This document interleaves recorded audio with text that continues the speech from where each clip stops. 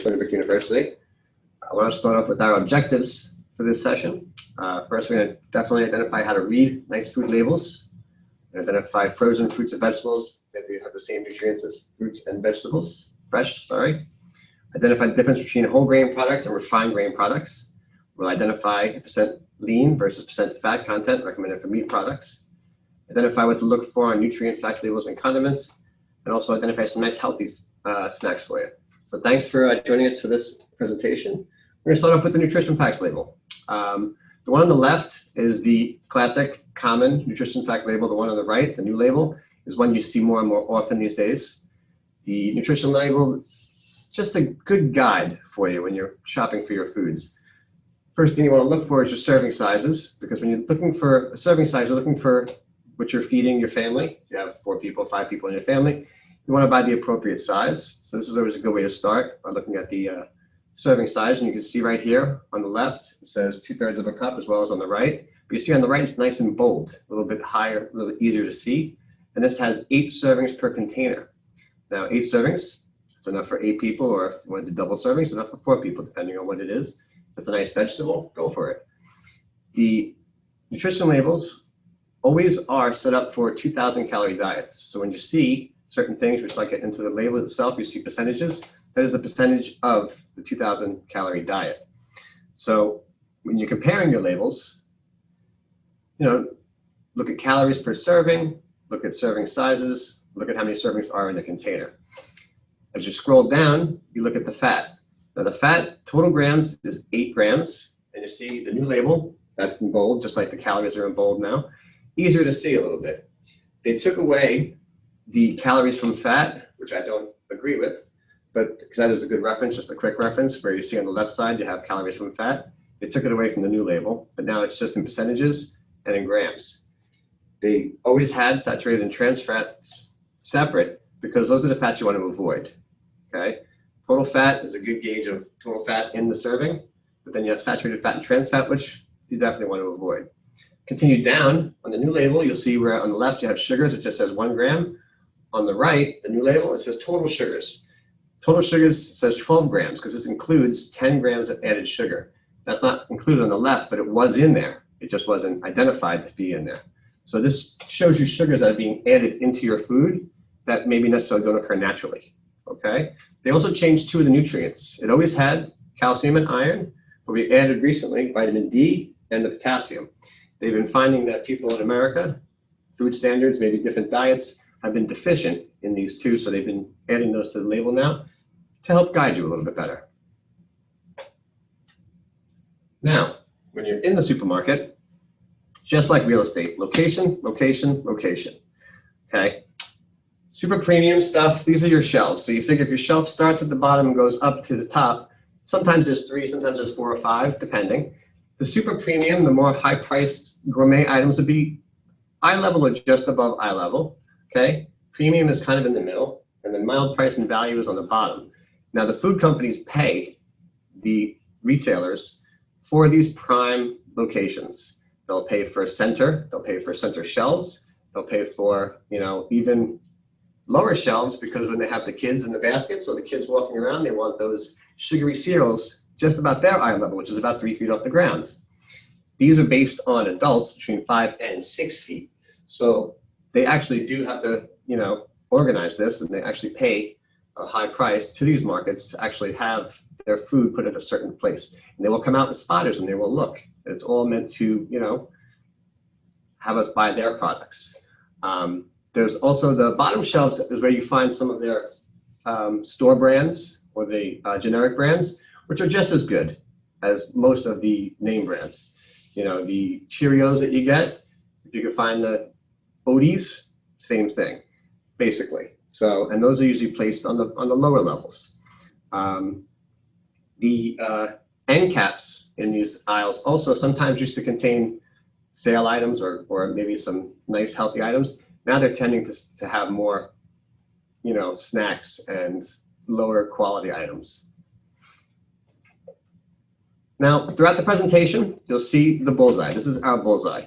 This was developed here by Josephine Connolly. She is our director here in the dietetic department. She developed this. Now, I'm not going to get too far into it because we will go through it as we go through the discussion, but if you see right in the center, water. You always want to make sure that we drink a lot of water, we stay hydrated. Now, when you're talking about your bullseye, you look at the green section in the center, it's just like a traffic light. Green means go, thumbs up, go for it. The yellow section is kind of a little bit of caution, you know, okay. And then the red section is this, we call it the stop and think. Now, this is like, okay, do I need the deep fried battered vegetables? Maybe not, but so this is the food guide that you're going to see the bullseye throughout the presentation, and we will touch on it as we go. Okay, great. So we're going to start with produce. Now you see right there the green, fresh and frozen vegetables and fruits, okay? Now you want to buy in season and local produce. The fresher, it'll be fresher and they'll be cheaper also. I love this time of year when the Hudson Valley apples come in because they're generally like 70 to 80 cents a pound, whereas apples from Chile or, you know, Washington State are upwards of $2 and $3. So this time of year, you want to shop with, you know, buy your local produce, your local fruits, because they will be cheaper and they'll be fresher. And also it's better for the environment because it doesn't take much energy to get them here. You know what I mean? They just drive right down from Hudson Valley, no problem. They're not coming across the country on a train or in a plane or in a packing truck. Frozen fruits and vegetables are a good alternative if you have the storage space for it. They are flash freezed, so generally the nutrients are the same, the vitamins are the same. So there's no real difference to freezing and fresh, but it also is about preparation. When you do prepare these vegetables, you know, try and defrost them a little bit before you throw them in the steamer or in the microwave, because generally they'll cook a little better when they are slightly thawed. When you're looking at frozen or bagged vegetables, also check that label that we discussed earlier for added sugars, added salt, as well as added fat, okay? Frozen vegetables, frozen fruits, they generally sometimes do add some of this. They add some sauces, they add a little, you know, a little something just to sweeten everything up, but those are just added sugars, and you'll see that in the new label where it says added sugars. Dried fruits, if you're buying raisins or craisins or dried cherries, you gotta look also for the added sugars. Raisins are generally pretty good, but craisins and dried cherries generally do have added sugars. I guess when they dehydrate them, they lose their sweetness. So you definitely want to take a look at that when you're doing your dried fruits. With the produce too, when you're thinking about seasonal, think about this. In the fall, you have great pumpkins, apples, green beans, sweet potatoes, and broccoli. Okay, the sweet potatoes this time of year are amazing. Throw them in the oven, you can roast them up, you can chop them, you can mash them, you can do a lot of things with them. Winter, towards late fall into winter, you get Brussels sprouts, and you get kale, winter squash, grapefruit, and clementines. For the springtime, asparagus is in season. We also have strawberries and pineapples. Those are always nice. And then summertime, throughout the summer, you'll find great cherries, watermelons, cantaloupe, eggplant, peaches, plums, tomatoes, zucchini, squash. And those also get harvested definitely into the fall, the squashes and the zucchinis. So those are always nice options for you too when you're shopping seasonal, because they will be more fresh and they will be a little less expensive in season. Now, here's a little activity for you. We discussed the food labels. Take a look at the one on the left, look at the one on the right. Now you start at the top. First thing you notice is the serving size, 3/4 of a cup, okay? And on the left side, the serving is a little bit smaller. I believe it is 2/3 of a cup. So the one on the right has a little bit more of a serving size than the one on the left. Coming down, first thing you notice is calories. What's the difference here? Now these are two products that are very similar from the same producer, okay, from the same brand. Now you see calories, 110 to 40. Something's going on here. Okay, let's come down a little bit further. Look at total fat. All right, 8 grams to 1 gram. All right, there's something going on. I don't know what it is yet, but we'll see. Oh my goodness, look at the sodium. 26% of your daily intake of sodium is in this one serving of the product on the left. 630 milligrams. On the right, 80 milligrams. Okay, keep going down. Get down to sugars. You have 3 grams of sugar on the left, 1 gram of sugar on the right. Now let's take a look at these products. Okay. On the left, you have a green bean casserole, okay? On the right, you have the green beans and almonds. Now the casserole is sauced, okay? The sauce on that looks like a butter sauce, I believe, but that's gonna add a lot of extra sodium, a lot of extra fat, the calories definitely from there, as well as some sugars. On the right, just something simple, plain, with some nice almonds, very similar product, and you can have a larger serving size, and you're getting less calories, you're getting just as much fiber, you're getting some great, actually the fiber is a little higher on the left, my apologies. But you're getting a lot less sugar, a lot less sodium, So you get a little more bang for your buck with the green beans and almonds. Melissa? So now as we see on the Bullseye, we see the breads and pastas. So we want to gear towards the whole grain. So why would we want to eat whole grains versus the refined enriched grains? Because whole grains have fiber and protein, which keeps us fuller for longer. So a great rule of thumb, including high fiber, is having more than 3 grams of fiber and keeping as less than 5 grams low in sugars. So we also want to look out for artificial sugars, which could be hidden, and they could be as sucralose, high fructose corn syrup, dextrose, rice syrup, sucralose, all these different hidden names of sugars that you may not be aware of. Good choices of whole grains examples can be brown rice, quinoa, steel-cut oats. And they're actually making more improvements on the market of pastas using lentils, black beans, and all these different types of pastas, which is a great improvement to these enriched pastas that have been on the market for years. And you get a better nutritional value from the whole grain pastas. Great ways to use these pastas is just tossing it with olive oil, salt, pepper, some basil, low-fat cheese, and it's an easy, nutritious meal. So in this diagram, it's actually showing the whole grain has bran, endosperm, and germ, but we see on the right side, the white grain is actually removing the bran and the germ, which is only leaving carbs and only leaving the carbohydrates, and that's the refined grains. So it's stripping it of that, it's stripping the bran and the germ from that, and the bran and the germ is what has all the fiber, the vitamin B, vitamin E, fats, and antioxidants. So when you're taking the white grain and you're stripping it of all these things, they normally reprocess it and put the vitamins and minerals back, but you're not getting the full benefit you can just by purchasing whole grain. So here we have 4 different bread labels. So during the creation of white bread, the white bread was strained from the nutrients, and it was just left with the carbs and some wheat proteins. Which is lacking that fiber, which is going to keep us fuller for longer. And so we see that we have honey wheat bread and multi-grain bread, but those are very similar actually to white breads, which have over 13 ingredients in them. But if we look at the 100% whole grain bread, they have a lot less ingredients because there's not as processed, because they don't have to put back the vitamins and minerals that they took out to refine it.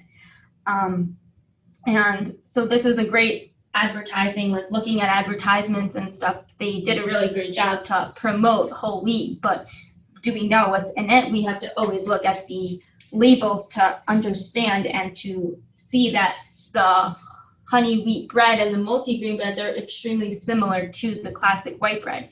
So the best alternative would go for the 100% whole grain bread.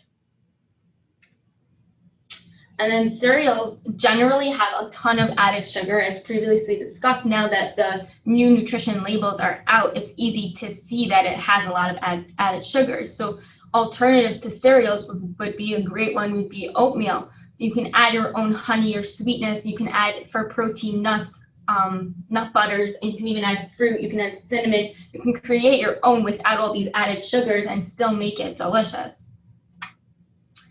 And then here is another example of Cheerios. And so the one that says Cheerios protein, you automatically want to purchase that one because you're like, oh, protein, I need to get that one. But you don't actually need the protein. But you don't realize that if you don't read the food labels that it has 15 more grams of sugar than the original Cheerios and twice the amount of sodium and calories.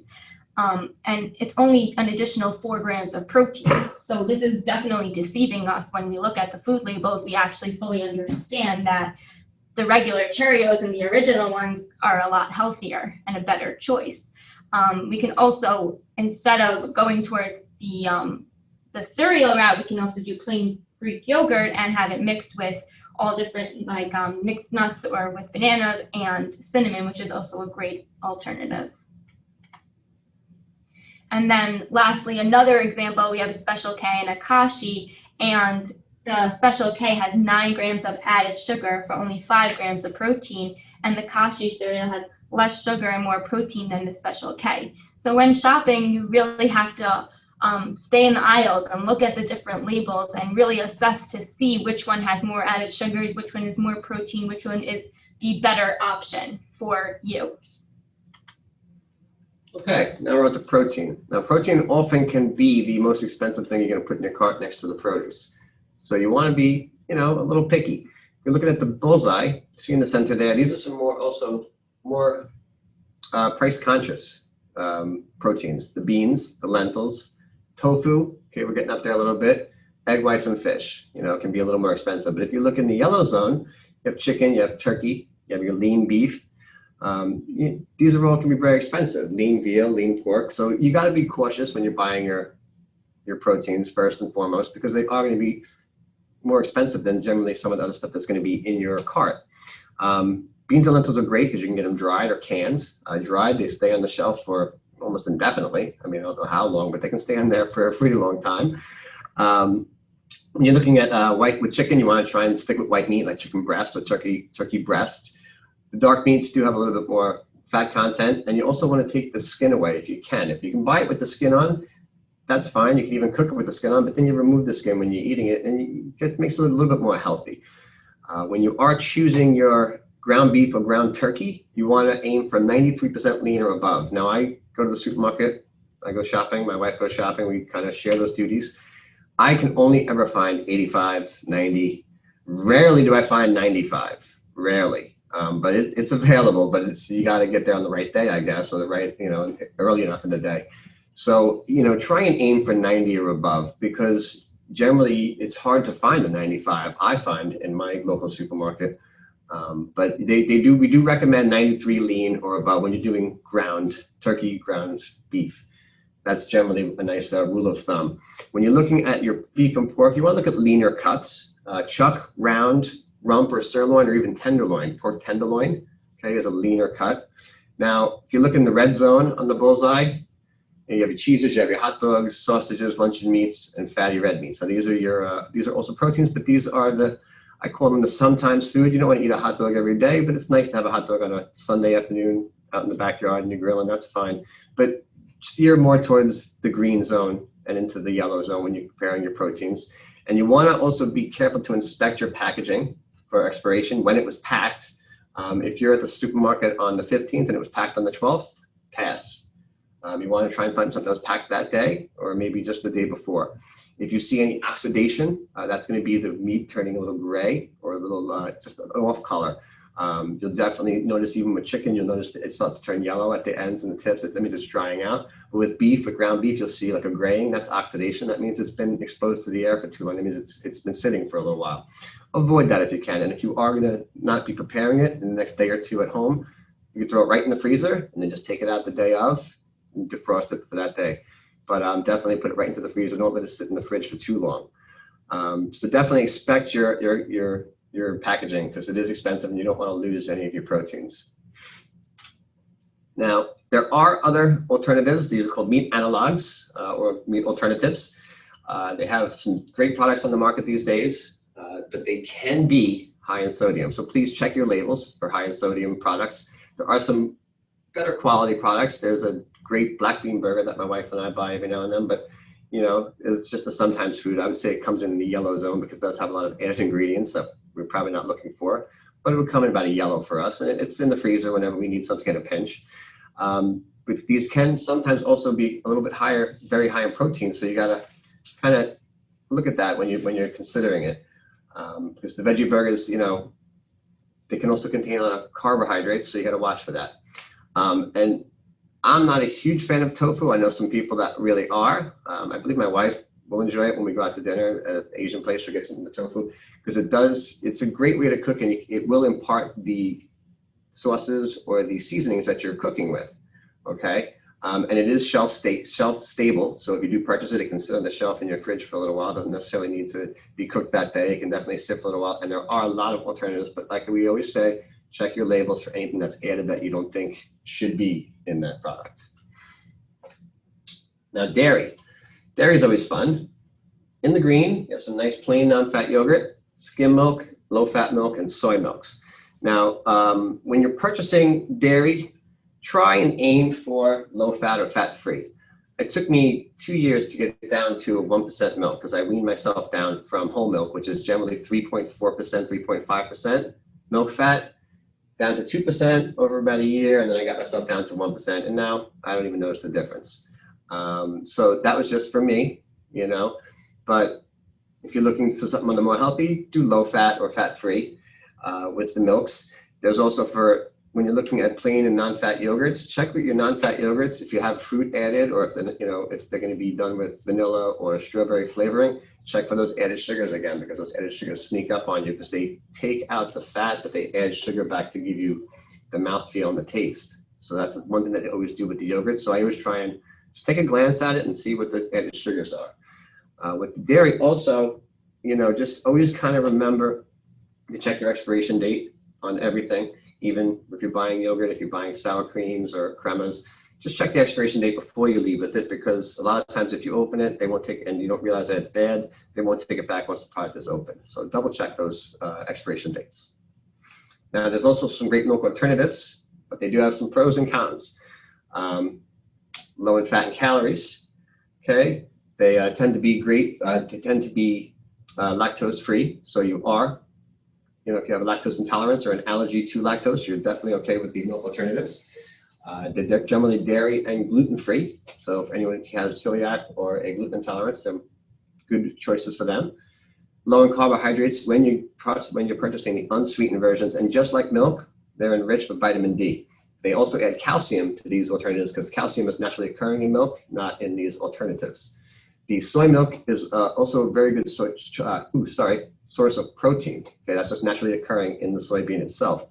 The cons, though, the pros and cons, now on the other side, you gotta look for those added sugars again, something sweetened.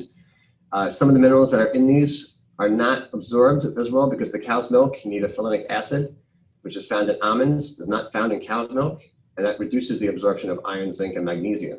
Okay, so some of these micronutrients that your body needs might not get absorbed. The nut milks tend to be low in protein, as well as the sweetened ones may be very high in sugar.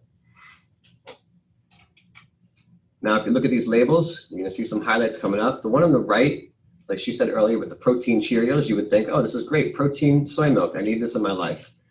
8 grams of protein, then you look at the 6 grams of sugar. So did we need that in our lives? Maybe not. The silk almond, the 80 calorie, 13 grams of sugar. That's a lot of sugar. If you go all the way to the left, 30 calorie silk almond, the silky smooth unsweetened, 0 grams of sugar. The one in the middle is sweetened and has vanilla, and then you have the protein. So they look the same, but they're definitely different. And if you see the 80 calories per serving, that's generally all sugar. That's all carbohydrate right there. So, weigh your options. Obviously, if you can, stick with the one on the left, which has the less added sugar. It actually has 0 sugar, no naturally occurring sugar, than any of the sweetened ones or the protein ones, which also has sugar added. So now we're going to discuss fats and oils. There are many different types of fats and oils, but when there's healthy fats and then there's fats, there's oils that you could cook with and you can't cook with because there's a different temperature of high cooking fat oils and low cooking fat oils. So we're just going to discuss that. When you're purchasing fats, though, for food, you want to keep a rule in your head that you should be purchasing 3 grams of fat for every 100 calories. Generally, that's like the rule of thumb. However, when you're purchasing for healthy fats that are just to eat without cooking, there's examples of avocados, nut butters, and fatty fish like salmon, but we need to be careful with the nut butters because a lot of times they do add sugars, so you have to look on the food label again for added sugars. Examples of high fat cooking oils can be canola or olive oil or animal fats, which is not generally recommended because those are saturated fats. But we stick normally with canola and olive oil, and for salads and vinaigrettes, extra virgin olive oil is the best. But the reason why we can't cook with them is because it has a really low smoking point. So if you put it in the pan, and it's going to get hot really quickly, and it's going to start to smoke, and it's not going to be fun. So you don't want to do that. But you can use that for dressing and dressings and salads, and that's great. be aware that when we're adding oil, it seems like it's so little, but really if you add a lot of oil, you have to remember that 1 teaspoon of oil contains 45 calories, which eventually it does add up. So we need to be aware of that and make sure that if you're adding 1 teaspoon, 2 teaspoons, that you're aware of how many calories are going into that. And then peanut butter, which is hard to gauge. Like normally you're going to gravitate to the natural peanut butter, but it's not always, just because it says natural doesn't mean it's always the best. A lot of people think that, but it doesn't mean it's always the best. So again, we have to look at our food labels, and we see here that the creamy peanut butter is 150 milligrams of sodium more than the natural, which is 80. But we have to look at the natural sugars. The natural peanut butter has 2 grams of added sugar, and the creamy has 3 grams of sugar, but the natural peanut butter has a total of 4 grams of sugar. So we just have to be aware that we have to weigh the pros and cons of like each peanut butter and see which one would be the better alternative. And we also have to look for at the fat content as well is also really important. And then we have canned goods, which are a great source, and it's a cheaper source, and you can always keep them in your shelves, in your pantry, so we can buy them in bulk and keep them stored so you always have something. It's great to make soups, quick side dishes, lunch, dinners. You can always just throw in a can of chickpeas into your salad if you're running out the door, something like that. We need to look out to make sure that these products are low sodium, though, because a lot of the times when they process things, they add a lot of sodium and preservatives. So we want to make sure that the can that you're purchasing is a low sodium.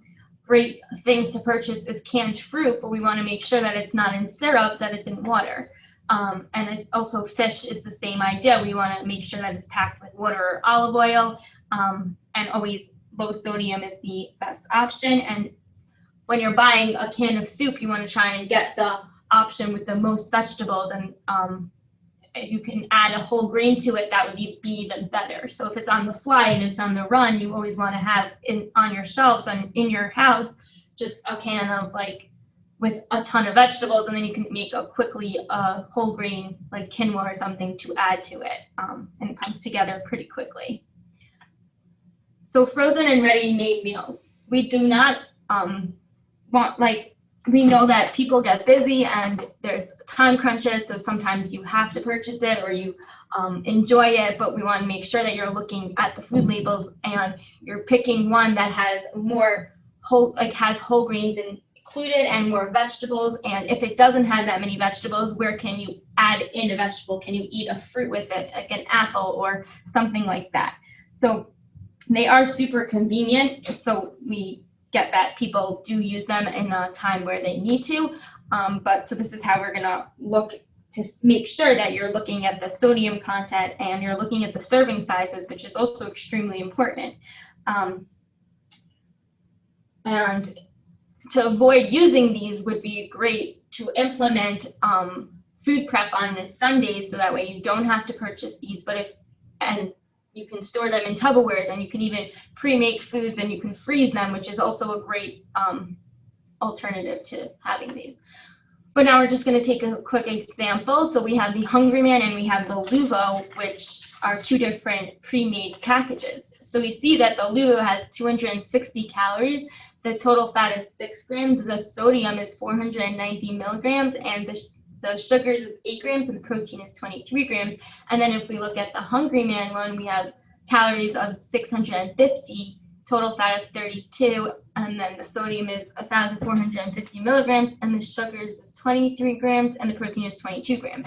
But one thing we didn't look at is the serving size. So how big is the serving size? So the one in the Luvo is actually 283, which is a lot less. So yes, it makes sense, and the Hungry Man is 454 grams. So yes, it is a larger serving size, but we have to keep in mind that we want to include fruits and vegetables. So if we choose the Luvo, which is the better alternative in this situation, we can add some vegetables. We can add an apple. We can add an orange, which would be a great alternative. So yes, it is a smaller serving size, but you're going to include healthier produce and whole grains and everything, yeah, that you should have. Yeah. So now, condiments and seasonings. Now, think of a condiment as a complement. Okay, it's not a necessity. Sauces and salt and pepper and all this stuff isn't necessary, especially the salt. But it is nice to have a little something on your food, and I get that.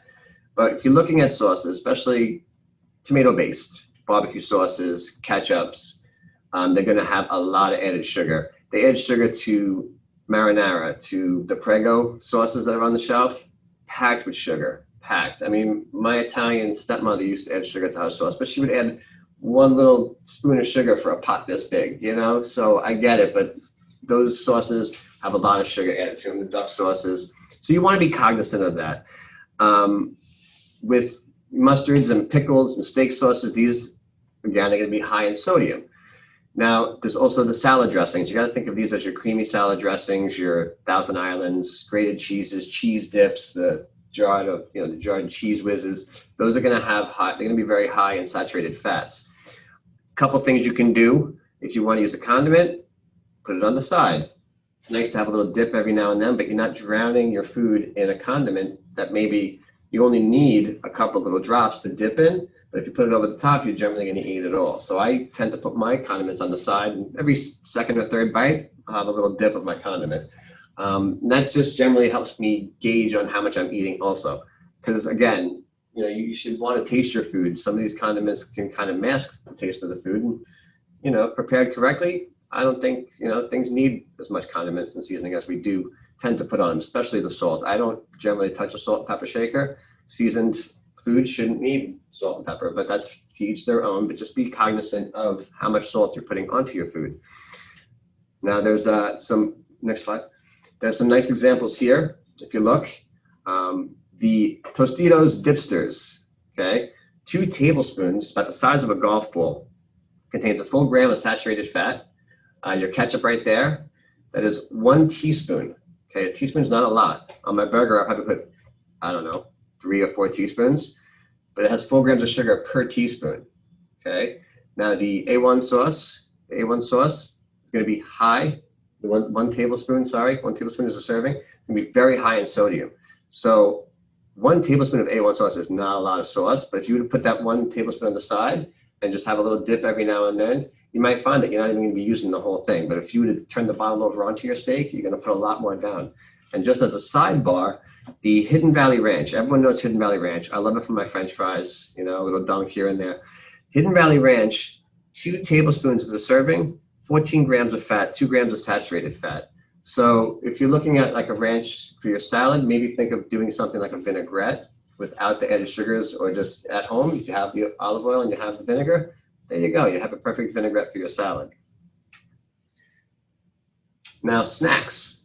Snacks are always fun. Snacks can be tricky. You want to look towards nuts, sugar-free raisins. Again, I mentioned earlier about the dried fruits that have added sugars.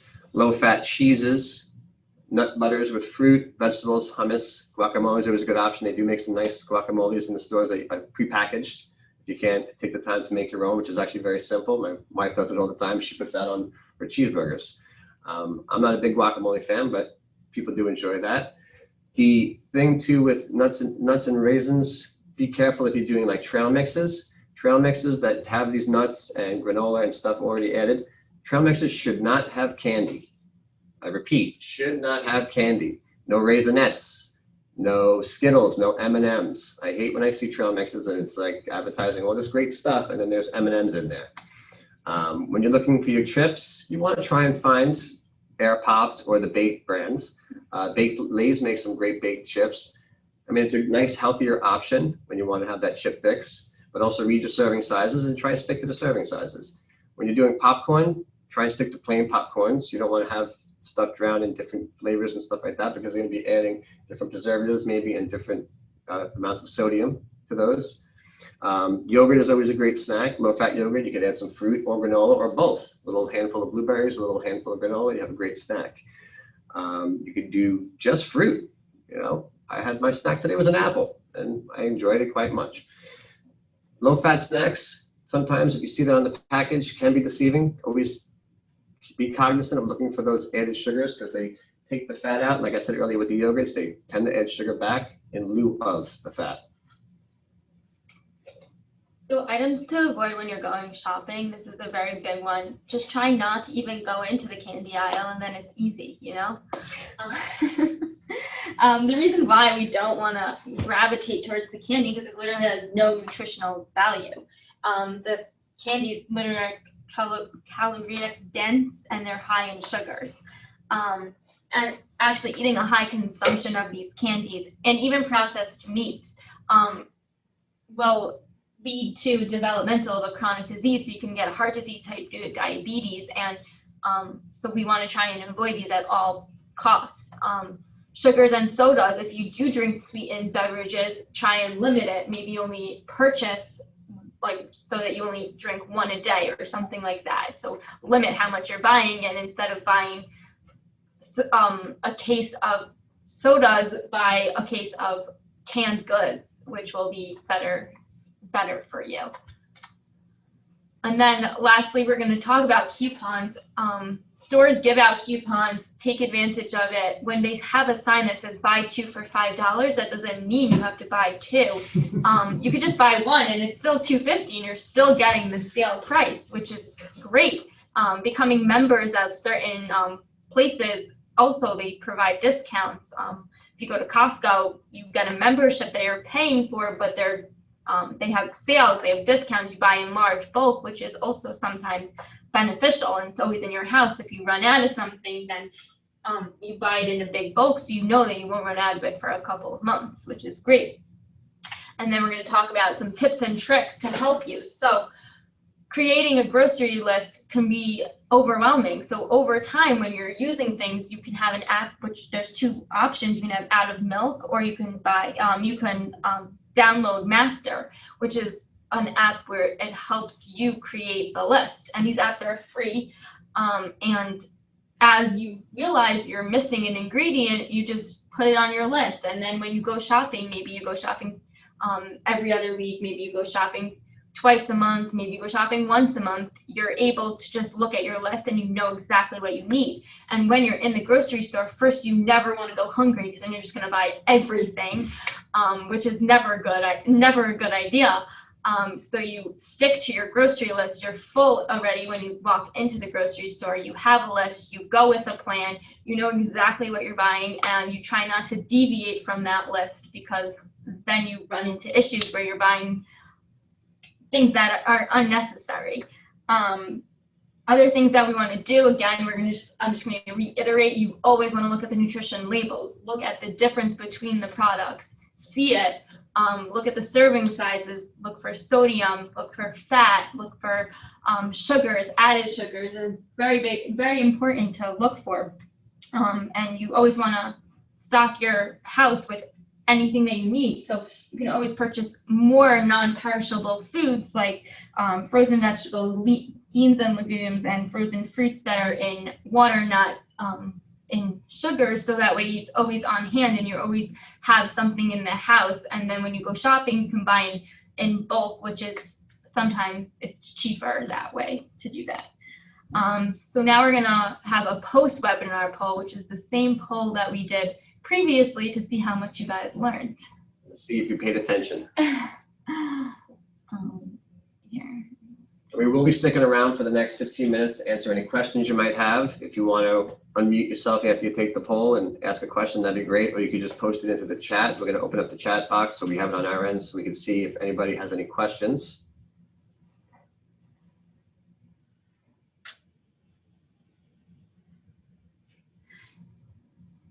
Maybe we'll just go to the video screen now. Yeah, I'll hear chat.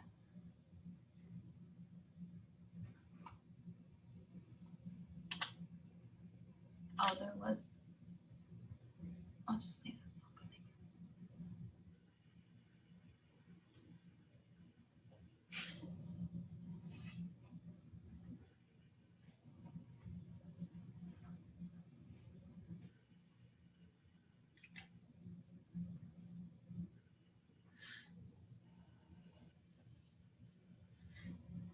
Gabriella, you still there? Yes, I'm here. Hi. Did you have any questions, Gabriella? No, I think it was great. I didn't know that about cooking with extra virgin olive oil. So that was something I learned. Yeah, oils go like somewhere between like 280 and 360, 380, and the super hydrogenated vegetable oils can smoke point up at like 260, 270. Those are the ones you see in the French fryers at McDonald's and Burger King. Olive oil probably gets up about 290 and then it starts to break down. So you can still do a good saute, but if it stays in the high heat for too long, it will eventually start to smoke out, and then it'll affect the cooking, and it'll also affect the taste of the vegetables or whatever you're sauteing.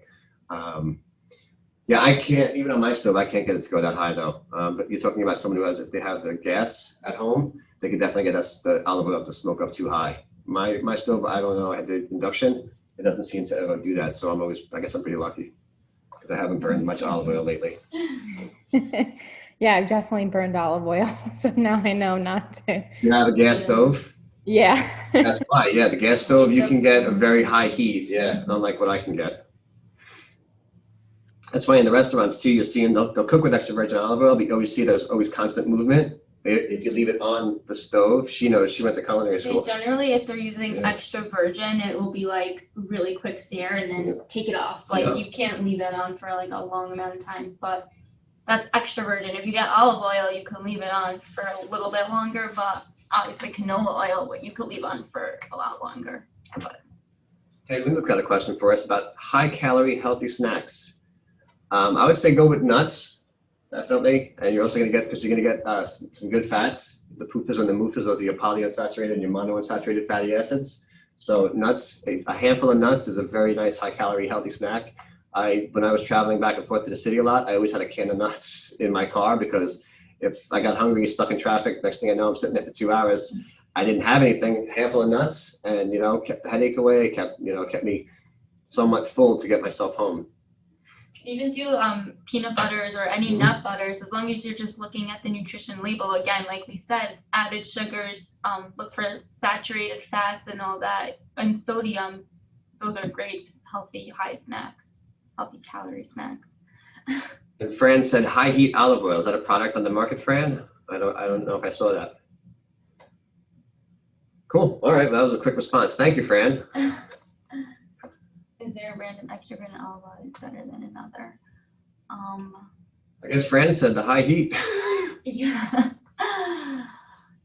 I don't know if there's an extra virgin olive oil. Honestly, I don't know.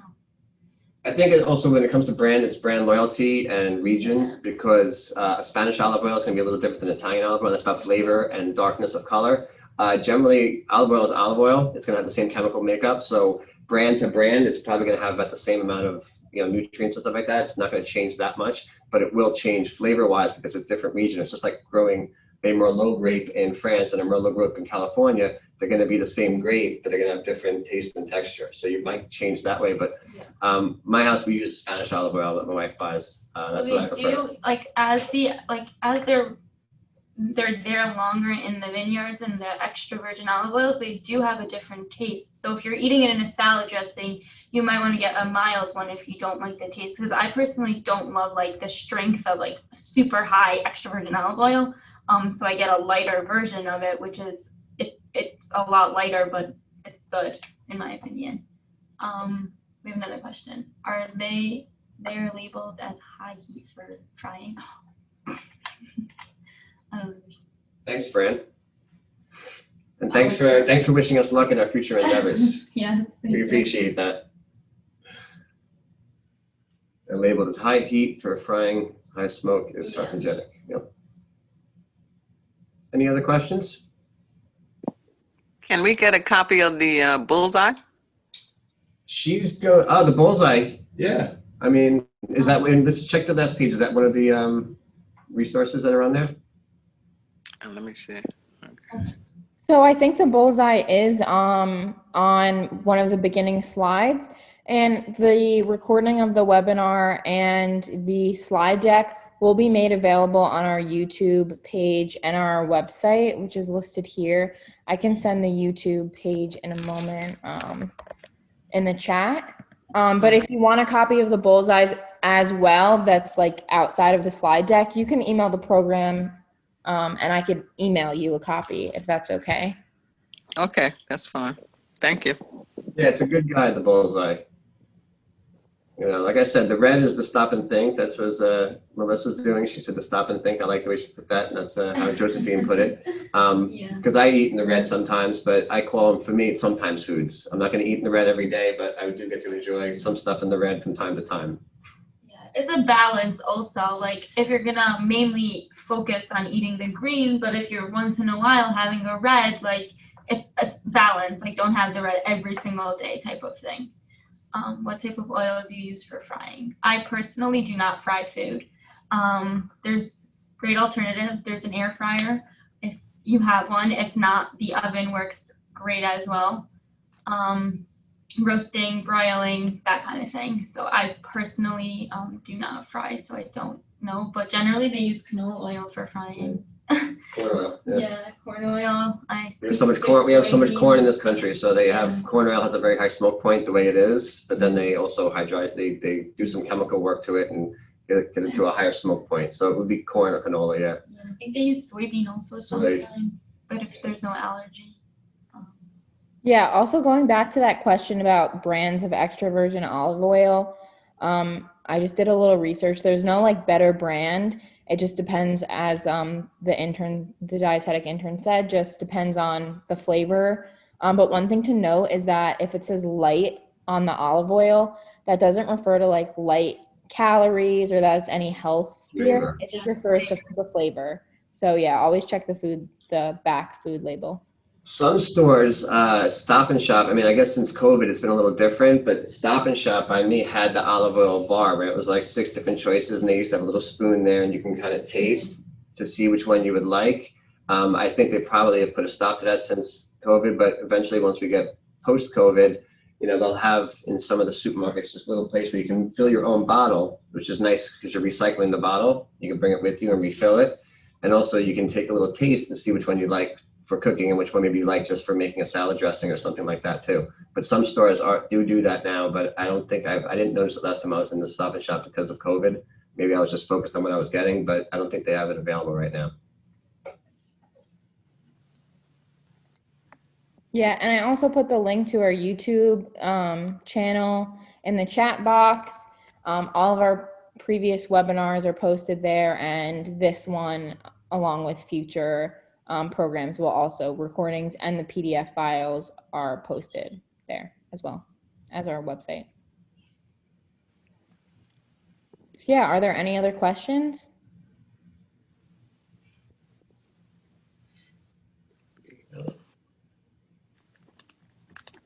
All right, well then I guess this is the end of the webinar. If you have any more health related questions or questions about nutrition, you can email the program at healthy_libraries_program@stonybrookmedicine.edu. We also want to thank our public library partners for, you know, allowing us to work with them to get all of these great programs and resources to you. You can find more information about us on our website at publichealth.stonybrookmedicine.edu/healthy_libraries_program. And also all of our events are usually are on the websites of our 4 main public library partners: the Brentwood Public Library, Huntington, Main and Station, Longwood Public Library, and the Patchogue Medford Public Library. I'm pretty sure all of our events for this fall semester are already posted in the newsletter and on the events calendar. So you can also find information about us there. Thanks, everybody. Support your local library. Thank you. Thank you. You're very welcome.